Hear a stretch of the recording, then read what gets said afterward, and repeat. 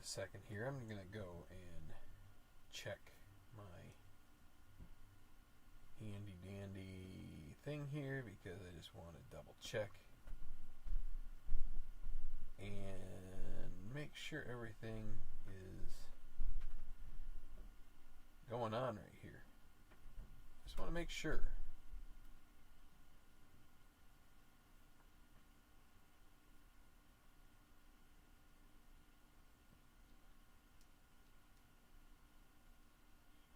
Yep. Okay. So it is Saturday night and I ain't got nobody. No, I'm just kidding. Tenacious Earl here. Welcome. And I've been kind of like trying to figure out when I was going to do this. Actually, let's go ahead. I'm going to go ahead and put this guy on live so I can see it over there, make sure it's all going. Feel free to comment as we go here if you're on here watching. So this is my first, going to be my, hey Jerry, good to see you.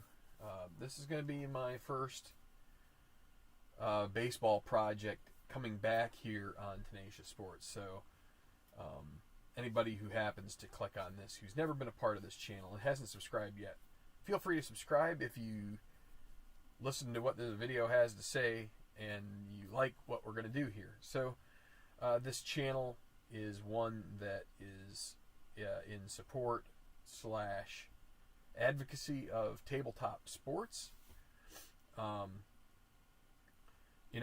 I've done several projects around baseball so far, and each of them has had its own.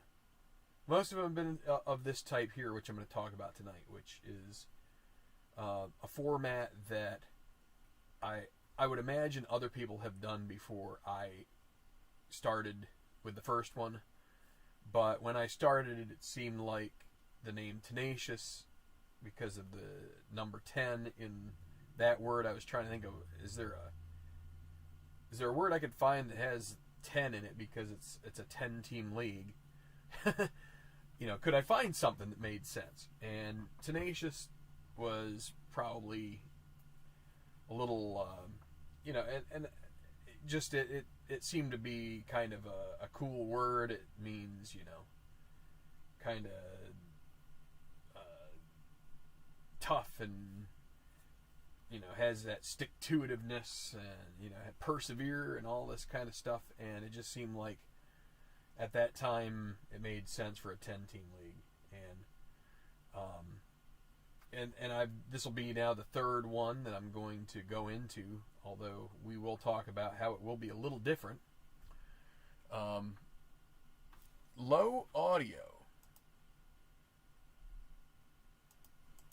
Possible.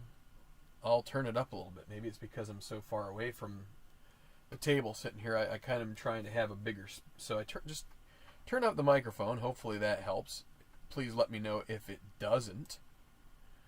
It's kind of the reason I was giving a long intro here before we got into the nitty-gritty and the nuts and bolts of all of this. But so again, just 10 teams. That was Tenacious. And then, my real name is Earl, and there's another guy who does video, videography, if you will, of his projects, named Earl. His has an E at the end. Mine doesn't. And so we ended up joining forces at Tabletop Baseball Plus for 3+ years. To try and keep us separate, I thought, well, I would call myself Tenacious Earl, just because this is kind of like the league I've done for a year, and then now for 4 years, and I'll talk more about that in a bit. And then he would be Tabletop Earl, because that was the name of his channel. So my channel was Tenacious Strat, and his was Tabletop Baseball, and then we joined, and then we added Plus because we started getting into many other sports and all that good stuff. So hopefully the audio is a little better right now. Okay, good. So, what's this about? So, I'm starting up a new channel. The whole point of the end point of being at Tabletop Baseball Plus was going to be the finish of TBL 2.0. And so let's just go ahead and take a look at this. So it's going to be the 2019. It's going to be a 2019 set. We did. Okay, season 1, and season 1 was Stratomatic Baseball. It was basically since my childhood, the first game that I had gotten involved with. And I played a few games in Basic and had fun with it, and I'm like, you know what, I've heard of other people doing projects and stuff. What kind of a project can I do? And so that's why I did this 10-team league. Using the advanced system, I thought, well, I like Basic, but I also like the fact that advanced incorporates the lefty and righty splits, and that was a lot of fun. 2015 season, as you can see there, it took me less than a year to do that. 2016 in June through March of 2017, and that was including playoffs. It was the only game I really had at that point. Trying to think, when I bought History Maker Golf, I think it was even after this was over, after that first season. So, hey Brandon, snowy Indiana. Well, it looks like we're getting some snow in the next couple of days, but at least I hope so. Been missing the snow. But so then season 2, as we move on here, again Stratomatic, but I'm like, you know what, I want to kind of take this to the next level. I'm a guy that really likes detail, and I thought, okay, super advanced. Let's give this a shot. Also, some things I didn't note in here that I'll probably just riff on as I go, because I was just putting this presentation together tonight, and I'm like, I just want to get something going here, because there's a kind of a point that I've reached, and I need to get something out of the way here. So that's why we're doing this. So season 1 we had DH use, and the pitchers did not hit. Season 2 was super advanced, and we had pitchers hitting, which those two things combined, using the 2016 season, made about 8-month project turn into the better part of 3.5 years. It took me until from April 2017, so I started basically the month after I got done with the playoffs from season 1, all the way to this January of this year, just a couple weeks ago. So pretty crazy. But again, it was fun. It was just, and not only those factors, super advanced takes a little longer.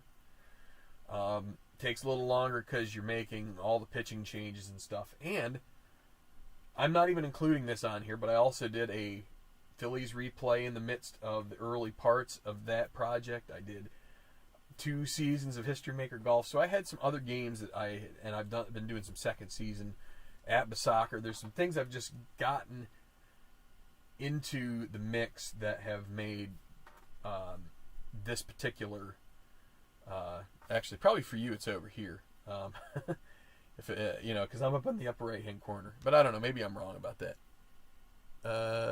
Yeah, it looks, anyway, made it take a lot longer, but now, and let me just mention, this is something that I have to at least throw in there. And so I have a blog, Tenacious-sports.net is my blog address if you go to it. I actually purchased a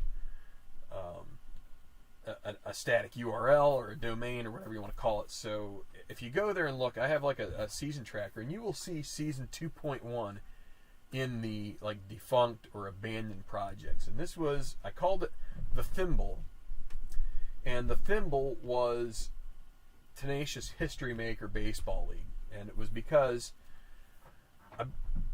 I actually got gifted a History Maker baseball set by Baseball Demos. He's like, I'm getting the newer version. Do you want it? And I was like, sure. And he gifted me the 2016 season.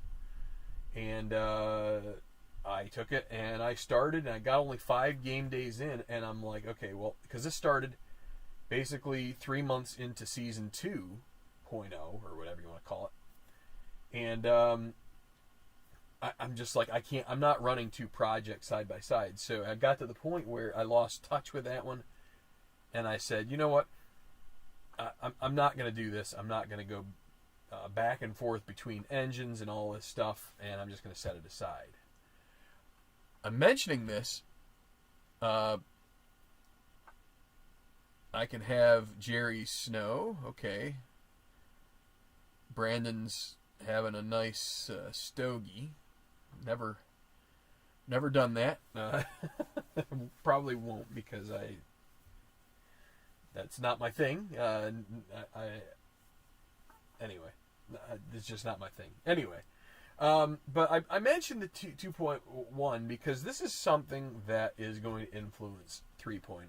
And I abandoned that because I was like, I'm not going to be able to give this the focus that I wanted. I was also doing hand stats for it, and I just, I got to the point where it was just too much to manage. I had other things starting to go on, and I just couldn't do it. But let's move on to Season 3.0, that's going to be the time. This is going to actually come to the fruition here. We're going to do a 3.0, and it's going to be History Maker Baseball. I wanted to use a different engine. Back when I did 2.1, and I got History Maker Baseball, I saw these game day rolls that you do ahead of time, and I'm like, this is pretty much a perfect game for doing a league that is kind of like an experiment, because it gives you day to day. It's not going to be exactly the same as real life. You're not going to have the daily ups and downs, but History Maker Baseball models things like mood. Each day, based on whether you're on a hitting or on a winning streak or a losing streak, you do a roll, and it will tell you whether your team's feeling good or feeling not so good. And those things will dictate traits being added, kind of like in History Maker Golf, where we have this final round, the rolls that we do before the final round, which can add a trait or do some other things. This can bring in some injuries. This can bring in some. You could add a trait to a pitcher, and you may want to decide that you're not going to use that pitcher that day or whatever. Things like that can happen because of these. So the other thing that's nice about History Maker Baseball that I think it makes it a pretty neat engine is that it incorporates things that you really can't get in other games. You can't get streaky based on just streak. This game you can, because it will check hot and cold. If you're coming off a hit, if the batter's coming off a hit previously, the pitcher's coming off a strikeout, they're hot, and if they go to that right now roll, that becomes another out or another hit based on whether the batter's hot or cold or pitcher's hot or cold. So there's a lot of just a lot of intangibles. The chemistry comes into it. Players' experience level comes into it. So based on how long they've been. Also, I think it has a pretty neat way of handling pitchers' effectiveness. I think it's even a little bit more detailed. Not detailed, just it's different. And I just thought it would be the best.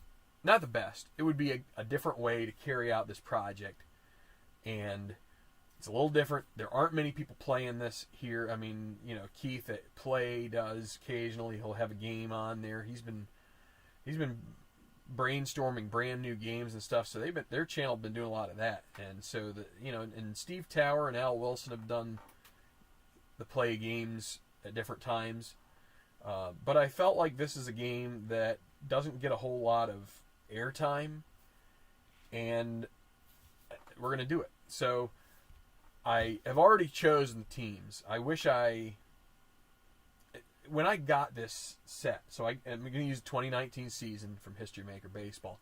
When I got this set, I was like already doing the random, because I'm like, I want to get to this. And I was just waiting for 2.0 to be done, and it just took a long time. I think I got this in February of 2020 when it first came out, and it's taken me almost a year to get this going. So, but let's see. If I just roll this once, we're going to reveal the teams right now that are in the league.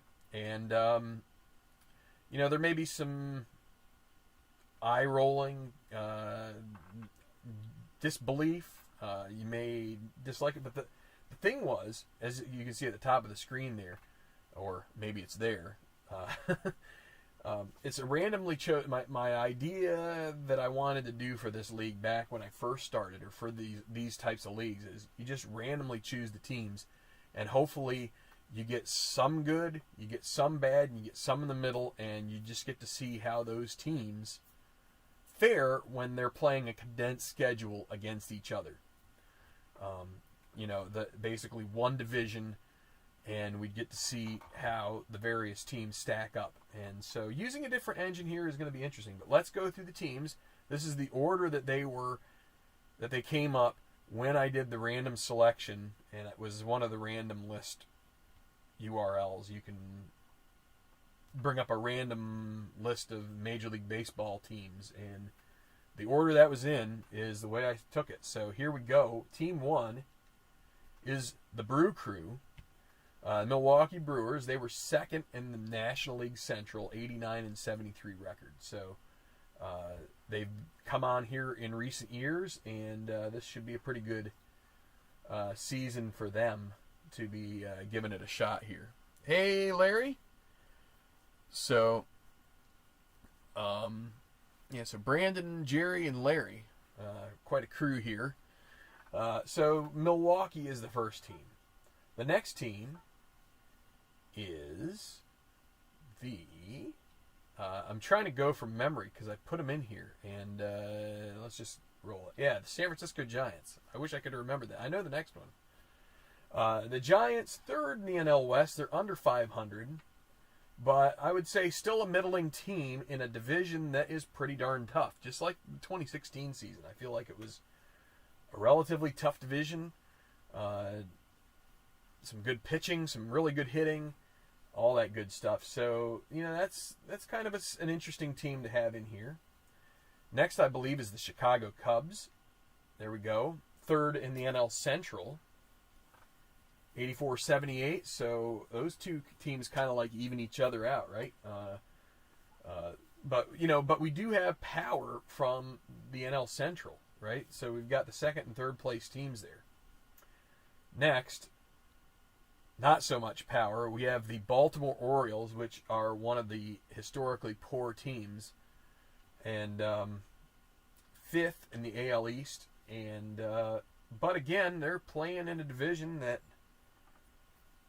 I don't know. So, Toronto wasn't so great. I think the other three teams were serviceable. So they're just not a good team. So we'll see how they do in this league. They may finish, because we're doing, again, 54 games. They may finish 10 and 44 or something like that. I don't know. We'll see. Hopefully they don't fare that poorly, but you never know. The fifth team is the Seattle Mariners. So another last place team, 70-92. I have someone that I'm friends with that is a Mariners fan, and so having them be in here is interesting because I hear enough about them and some of the heartache that they seem to go through. They had some really good teams there in the early parts of the 2000s, and now it just seems like they've gotten a little bit, penny pinching here in recent years. But so the Mariners, the Padres. So that's not right. I think their record is incorrect there. I think I forgot to update it. So that's going to throw off something else. Let me see. Am I right or am I wrong? I want to say they were 70-92, but that's correct. 70-92. So 2 games better than that. So they're basically... now let me check something. The Mariners, are they the same? Let me just double check. them. Oh, crap. Hit the wrong button. Best laid plans. This is why I should... Oh, that's why. They're backwards. The Mariners are in the AL West and were 68-94, and the Padres were in the NL West and were 70-92. So just flip-flop the records and the divisions, but you get the drift. So we have 3 last-place teams there in a row, right? You're like, whoa, we're getting into crappy land here. We have the Texas Rangers, which are a little closer to 500, 78-84. They were 3rd in the AL West. Then we have the Boston Red Sox, 84-78. They were 3rd in the AL East, so there's another one that's a bit above 500. Toronto, we get another AL East team. They were 4th, so we get the 3rd, 4th, and 5th from the East. 67-95. And then lastly we have, and again this was completely random draw, and this was the last team. It was the Washington Nationals, who were the World Series champs in 2019. 93-69. Second place in the NL East. And so that is how it's going to use it. We don't have any. We do have Red Sox, which is a big market team, but we don't have any teams from LA. We don't have any teams from New York City. We do have a Chicago team. We have DC. Let's see what we have San Francisco, but Boston is kind of like probably the biggest fan base. Again, I like the idea of randomness, and I think having these teams in general are not going to make this series completely popular, which is fine by me. Again, I like running these things as experiments. And the total record of these teams, and because I flip-flop those records, that means that those records should be included. It is a 471 winning percentage if you take all of them together. So it's definitely a below 500 balance of power in this, but it also gives, it's going to get we'll get a chance to see if Washington can hold their stuff together. They might get to beat up on some teams. Maybe they'll model out to something more like 37 and 15 or whatever, but or 37 and not 15, 17. One more page here. Yeah, so that's. Well, yeah, and I mean Washington is probably the most. Definitely got the best record. They've got really good pitching. The Giants are in a cavern. But then you have some of these American League teams. Oh, and the other thing I didn't put down here that I do have another page before we go. I believe my point. So we have 1, 2, 3. Milwaukee, San Francisco, Chicago, San Diego, Washington. I'm going to do where the American League parks are going to have the DH, National League not going to have DH. So we have a 5-5 mix because we do 54 games,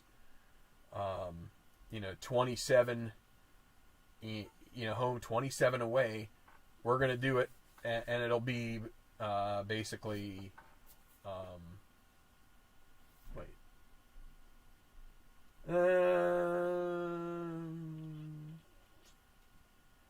I have to think that through some more. I may not do that. I may just have to pick one. I may just pick universal DH. It kind of stinks to do that, but then if you're... the other thing I could do, I could always split them, but then it's splitting them up, and I don't like doing that. So, this is always the quandary of, do you... the 2020 season, when we get that, it's going to be universal DHC, and I know that people don't. I think most people who are into this kind of stuff and the history of the game don't want to see pitchers hitting go away. I'm with you. I feel the same way. But I will say that for this project, you have to make a choice, and the choice always seems to benefit the NL for whatever reason. Because if you play with the DH, Well, I don't know. I guess the DH probably does help the AL, but the NL definitely gets helped when you have to strip a batter that the AL uses all the time out. So I don't know. I haven't started anything yet. So the other thing I wanted to mention is I am doing right now a 12 game run up to this, and I again chose randomly, but I chose randomly teams that are not involved in this. And so the first team that was not involved in this group was the Detroit Tigers, who are abysmal, 47 and 114. So, and then the next on the list was the Yankees. So they were the first opponent, and they lost 2 of 3. They did win 1, so at least they got 1 out of those. But the Yankees, 15-2, I think, was the third game that I just played this morning. So, some other things about this 3.0. I'm going to be playing as a single team. This is going to be the biggest change. And we're going to do it here just after I'm done here. We're going to choose one team, and I'm going to play that team, all that team's games. The other games are going to be done with a universal results chart that Play publishes. You can get it from their website. Basically takes the winning percentages from the teams, and you compare them. Then you roll you roll, and that gives you the result. And that's what we're going to do to try and just simulate this, because I'm at the point with doing this channel with a lot of other games. I don't want to be here in 2024 still trying to finish up this league. I want to try and have it done. Hopefully in 2021 here we can get this wrapped up. So that's going to be the change. I haven't picked the team yet, and that's what we're going to do here to end this video. Is I've already, let's see, we're done with this. So there is, let me just get up this guy here. So yep, there we are. So we've got our 1, 2, 3, 4, 5, 6, 7, 8, 9, 10. That's Nationals. Wow, what a loser. There we go. And so we're going to spin this guy, and this is going to tell us which of these 10 teams. I picked, one of the reasons I was happy with Detroit is it got me used to the idea of I'm going to lose a bunch of games. So I'm going to play, I have to pick 3 more opponents for the Tigers, and I'm also going to try and figure out how I'm going to decide which ones I'm going to play at home and away. The Detroit-New York game was away. So, or series. But let's go ahead and hit the spin. Let me check the chat here first real quick before we go. Hope I don't get the Orioles. Well, that's the thing, is I very well could, and I'm almost expecting to get them. I'd kind of like to get one that's in the middle, but we will see. So here we go. We're going to hit the spin. You got to spin it to win it, and let's go. It's going to roll. It's going to go. It's going to go. It's going to go. Oh, no, it's going to break. Oh, and it's the Red Sox.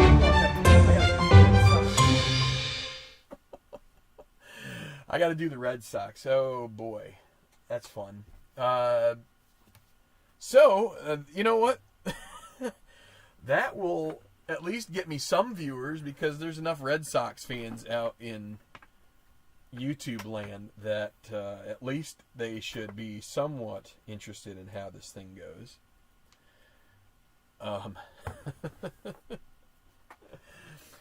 It was, they couldn't see when they looked at when they did the ultrasound in my stomach. They can't tell whether it's a boy or girl yet, but we will be the Boston Red Sox. That's not the one I would have chosen, but I will say, at least that's a team that I think we can get to 500 with, and maybe do a little better. Get some Al Red Sox fan for assistance. I have no qualms with asking him for. It could actually be interesting to share the project a little bit, but I think probably the best thing to do is just play the games and have fun with it. And I like to. I feel like if I keep it in house, then I'm making the decisions and I'm not biasing it in any way. The Red Sox, well, I mean, I can get on board. There was a point in time, there probably in the early 2000s, when the Red Sox were definitely one of those teams that you could feel a little bit of remorse or sorrow for because of their bad luck and curse or whatever. But once they won one and then they won a couple more, it made it a little tougher, I think, especially with the dominance of the Patriots as well as the Bruins, and even the Celtics from time to time have been pretty dominant. But it's fine. So well, Brandon, the Cubs will get to be on here a couple times, 6 times in fact, because I'm going to play the games. I don't know if I'm going to live stream them. I'll probably just record a bunch of them, because this, I don't know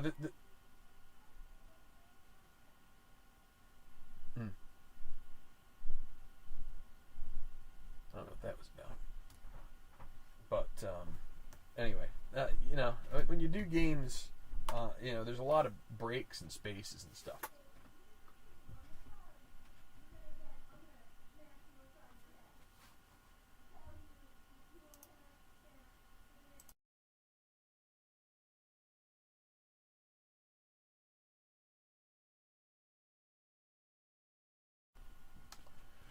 Well, anyway, we will do the Red Sox and we will have some fun with it. So anyway, I'm going to sign off now.